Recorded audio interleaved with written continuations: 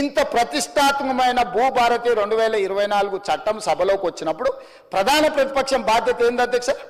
ధరణి నిజంగా అద్భుతమే అయితే భూభారతి లోపభూయిష్టమో రాజకీయ కారణాల చేత వెళ్ళి ప్రభుత్వం ప్రవేశపెడితే మమ్మల్ని అడగాలి, మమ్మల్ని కడగాలి, మమ్మల్ని అన్ని రకాలుగా నిలదీయాలి కదా అధ్యక్ష.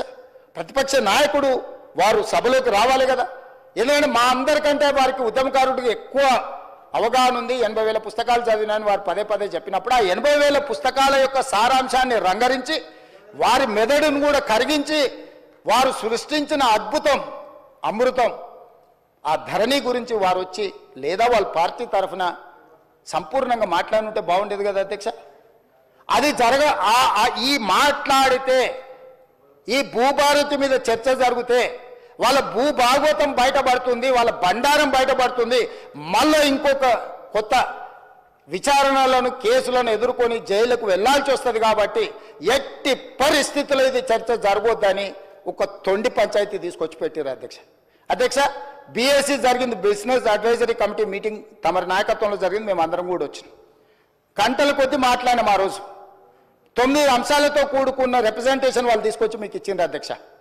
ఈ అంశాల మీద మేము చర్చించాలనుకుంటున్నాం, వీటిని తీసుకెళ్ళండి. 9లో ఈ ఫార్ములా ఈ కార్ రేసింగ్ గురించి అడిగినరా అధ్యక్ష? ప్రస్తావన తీసుకొచ్చిరా? పోని వాళ్ళు ఈరోజు ఏమాదం తెస్తారు, ఎఫ్ఐఆర్ 2 రోజుల కింద అయింది కాబట్టి మాకు ముందు తెలియదండి అధ్యక్ష. 2023 డిసెంబర్ నుంచి డిసెంబర్ 7 తారీఖు మా ప్రభుత్వం ఏర్పాటు చేసి నేను బాధ్యత తీసుకున్న రోజు 3-4 రోజుల తర్వాత ఆ ఎఫ్ఈఓ సంబంధించిన ప్రతినిధి నా దగ్గరకు వచ్చి గతంలో మేము కేటీఆర్తో ఈ రకమైన ఒప్పందాలు చేసుకున్నాం, మాకు లావాదేవీలు ఉన్నాయి, మాకు వ్యవహారం ఉంది, దీన్ని కొనసాగించాలని నా దగ్గరకు వచ్చిన అధ్యక్ష. ఇప్పటి దగ్గర అక్కడ ఫోటో ప్రదర్శిస్తూ అఫీషియల్గా చీఫ్ మినిస్టర్గా నేను అపాయింట్మెంట్ ఇచ్చిన అధ్యక్ష.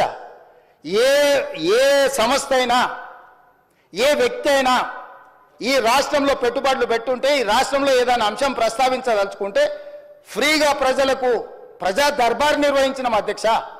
ధూల్పేటలో గుడంబ అమ్ముకునేటోడు కావచ్చు, లేదా ఇంకెక్కడైనా ఏదైనా నేరంలో ఇరుక్కున్న ఆరోపణలు ఎదుర్కొంటున్నాడు కావచ్చు, ముఖ్యమంత్రి నా దగ్గర వచ్చి చెప్పుకునే స్వేచ్ఛ ఇచ్చిన అధ్యక్ష.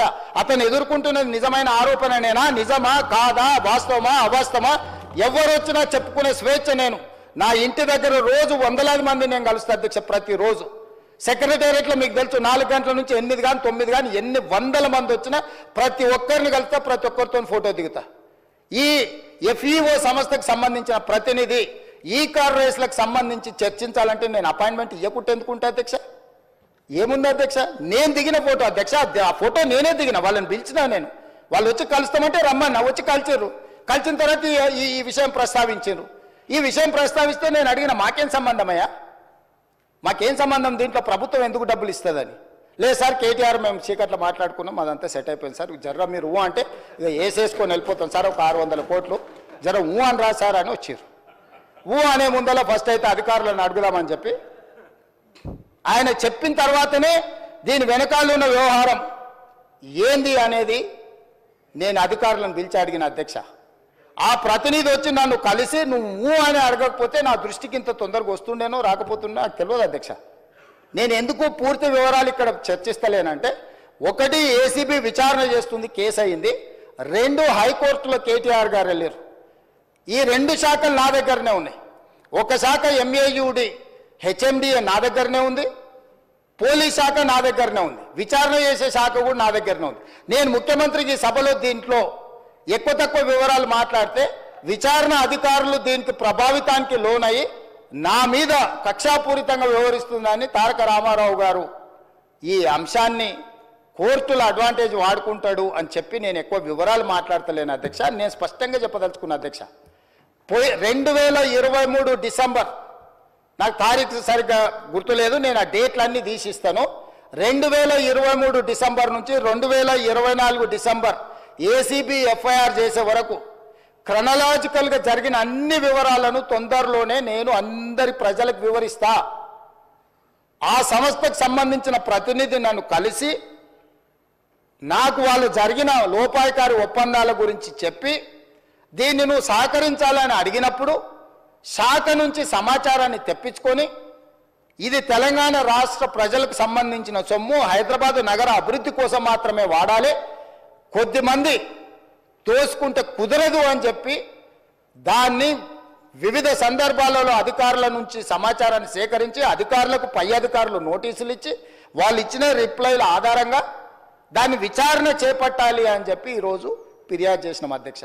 సంవత్సరం నుంచి నానుతున్న సబ్జెక్టు, సంవత్సరం నుంచి పత్రికలలో రాస్తున్న సబ్జెక్టు, సంవత్సరం నుంచి టీవీలలో పేపర్లలో చర్చ జరుగుతున్న సబ్జెక్టు 4 సమావేశాలు జరిగినాయి అధ్యక్ష. మన ప్రభుత్వం వచ్చినాక తమరి నేతృత్వంలోని తమరు స్పీకర్ అయిన తర్వాత ఈ శాసనసభ సమావేశం ఒక్కసారి కాదు 4 సార్లు జరిగింది అధ్యక్ష. ఇది 4వ సమావేశం. 4 సమావేశాలలో ఏ రోజైనా ఫార్ములా ఈ రేస్ గురించి బీఆర్ఎస్ ఎప్పుడైనా మాట్లాడిందా అధ్యక్ష?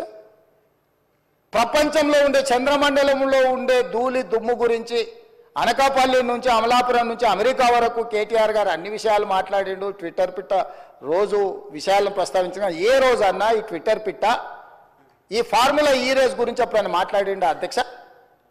ఇవాళ నిన్న సాయంత్రం నుంచి ఎట్టి పరిస్థితుల్లో చర్చ జరగాల్సిందే, ఈ సభను నడవనీయం.